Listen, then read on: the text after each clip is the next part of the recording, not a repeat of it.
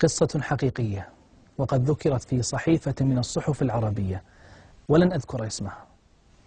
نشر القصة صاحب القصة بنفسه وطلب من الصحيفة ألا تنشر اسمه، ولكن فقط أراد من الناس أن يعتبروا به.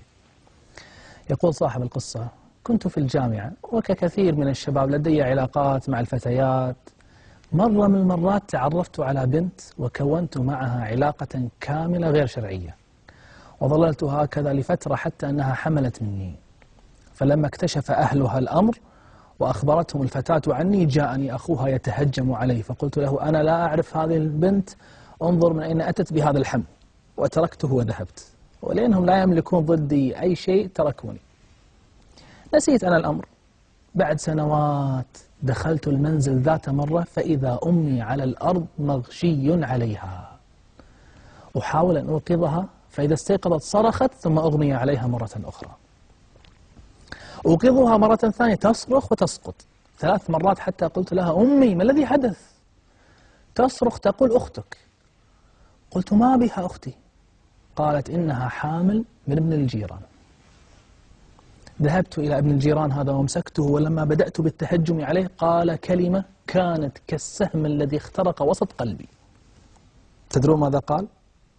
قال لي: أنا لا أعرف أختك، اذهب وانظر من أين أتت بهذا الحمل. سبحان الله، بالضبط نفس العبارة التي قلتها أنا لأهل البنت الجامعية. والجزاء من جنس العمل.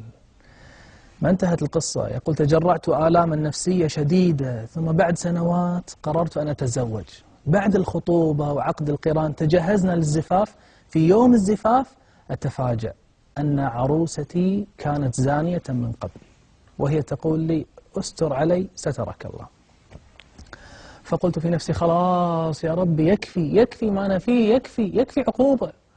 يقول: فتجرعت الضربة الثانية وبلعت هذه الغصة بصعوبة، وقضيت معها سنوات وأنجبت منها طفلة كأنها القمر. فلما بلغت 6 سنوات جاءت البنت تبكي من الشارع. ما الذي حدث؟ اغتصبها حارس العمارة. لا حول ولا قوة إلا بالله العلي العظيم. ويمكرون ويمكر الله والله خير الماكرين. أخي الكريم، أختي الكريمة، لا تقل أن هذا كثير على هذا العاصي، لا. تلك البنت الجامعية التي بدأ بها في أول قصة كان لها أخ فجع بها فجعل الله له جزاء بأخته. نعم. وسيكون لها زوج يصعق بها فابتلاه الله بزوجته. وكان لها أب تقطع قلبه عليها فابتلاه الله بابنته. والجزاء من جنس العمل. فعليه أن يتحمل عاقبة فعله. وأما من لم يكن له ذنب فيما حصل له في القصة فهذه ابتلاءات يرفع الله بها عباده ويكفر عن سيئاتهم. وقد طلب صاحب القصة أن تكتب هذه في الصحف ليعتبر الناس بها، فهل من مدكر؟